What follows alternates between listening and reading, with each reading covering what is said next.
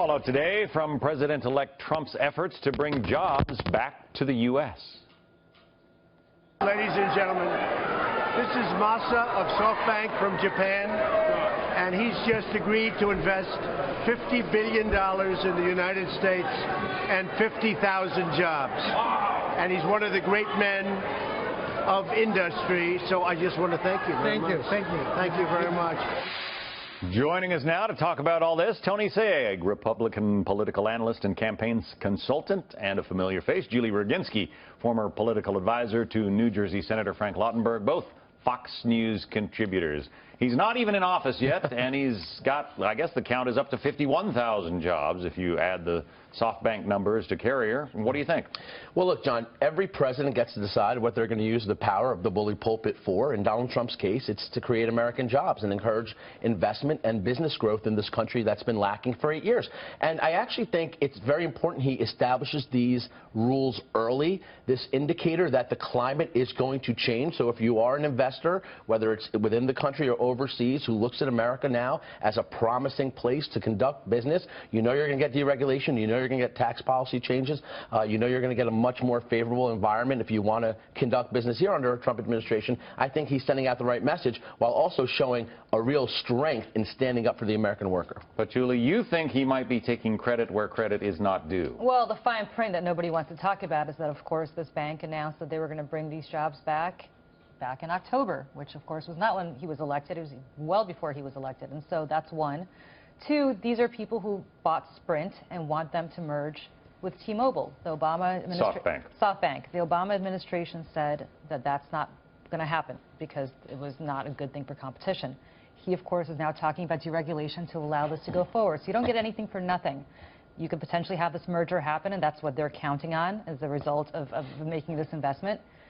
And that's great, except for the fact that that might raise prices for people who are looking to buy mobile phones because of the fact that they're not going to have as much competition if this merger goes forward. So again, you have to look at both sides of the equation. Look, I truly hope Tony's right. I truly hope that he brings millions of jobs back to the country. But this particular deal is something to me that's a little specious to say that he brought it back. The investment had been made by both Saudi Arabia and this Japanese investment company. The investment was made to create a tech fund, not to invest that tech fund money into the United States. That decision was made very recently, and I think that's a positive thing. We could all agree about that. The problem with the regulations is under the Obama administration, we've had about 20,000 of them, most of any president in history, and that stifles growth. And that does not encourage investments and the incentive to do business in America. So, Julie, you're absolutely right. I have issues with these large mergers sometimes that do end up hurting the consumer. We have to allow our regulators to do their job and make sure that ultimately it's a net positive for our people. But at the same time, I think the improvement of the environment, the climate to do business,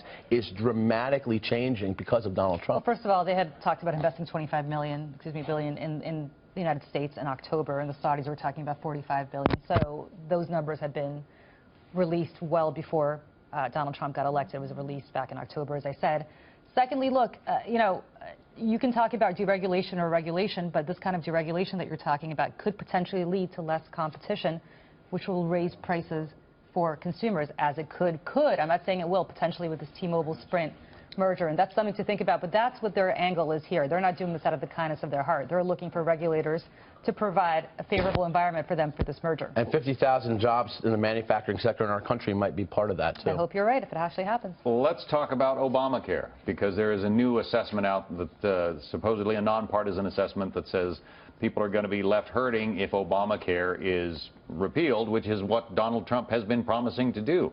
So how do Republicans go about getting rid of this law that they loathe so much? The problem with this report is that it focuses on the 2015 law, and that was when the Republicans clearly had a situation where the bill was going to go die on the president's desk. That focused mostly on repeal. Now that we have the opportunity to govern, it's focused on repeal and replace, and putting in provisions that are going to bring prices down, which have gone up by 22%, by the way, John. That's going to actually increase competition and choice, which we now in 5 states only have 1 provider, in 9 states have only 2 providers.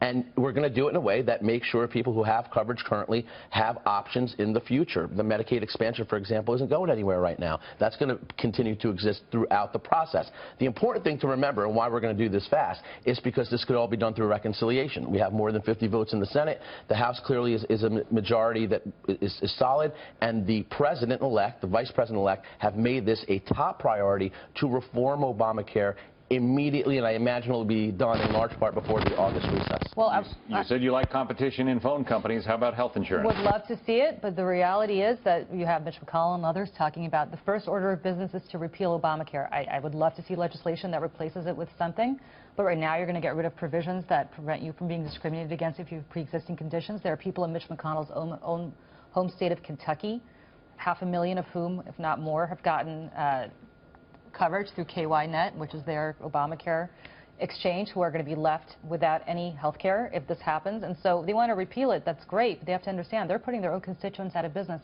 It's not going to be the Hillary voters, for the most part, who rely on this Medicaid expansion in some of these red states. It's going to be their own voters, and what they're going to say, you know, that's up to them. It's been made very clear that there are provisions that might stay, like the pre-existing conditions, like allowing those with under 26 to remain on their insurance. But we know it's going to change, and that people are going to have more affordable insurance and better as a result. Math doesn't add up without the mandate. All right. You get a lot in 3 minutes. Thank you both. Thanks.